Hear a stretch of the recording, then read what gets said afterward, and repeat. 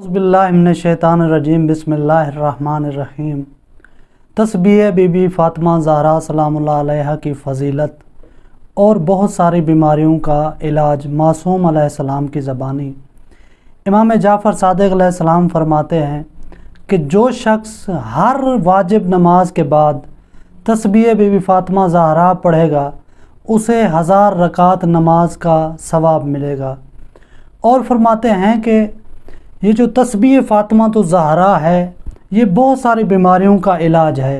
एक शख्स इमाम जाफ़र सादिक़ अलैहिस्सलाम के पास आया और अर्ज़ किया, यब्न रसूलिल्लाह, मुझे कम सुनने की मर्ज़ लाहिक है, मैं सुनता हूँ तो मुझे कम सुनाई देता है, जब कोई शख्स आता है मेरे साथ बोलता है तो मुझे कम सुनाई देता है, इसका कोई इलाज बताएं मुझे।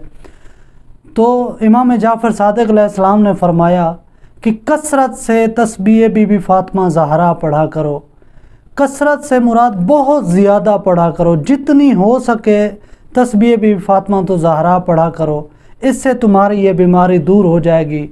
अब तस्बीह पढ़नी कैसे है? ऐसा नहीं कि मतलब सुभान अल्लाह अल्हम्दुलिल्लाह अल्हम्दुलिल्लाह अल्लाहु अकबर और जल्दी जल्दी पढ़ना, नहीं, इससे बीमारी दूर नहीं होती, ये इससे लुत्फ़ नहीं आता। तस्बीह पढ़ने का अंदाज़ तरीका ये होना चाहिए कि कम से कम तस्बीह को 3 या 4 मिनट बंदा पढ़े।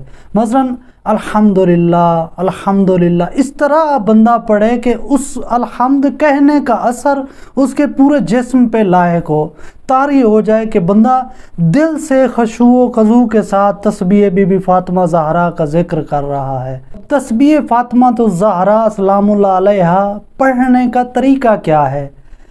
सबसे पहले 34 मरतबा अल्लाहु अकबर कहना है और फिर 33 मरतबा अल्हम्दुलिल्लाह और 33 मरतबा सुबहान अल्लाह। इस तरतीब के साथ जब आप तस्बीह पढ़ेंगे और दिल से खुशू व खज़ू के साथ अल्लाह की मार्फत के साथ पढ़ेंगे तो इंशाअल्लाह आपकी ज़िंदगी में तमाम बरक़ात भी आ जाएंगी और आपकी ज़िंदगी में जो भी मर्ज़ लाहिक है, जो भी बीमारी है, वो भी दूर हो जाएगी।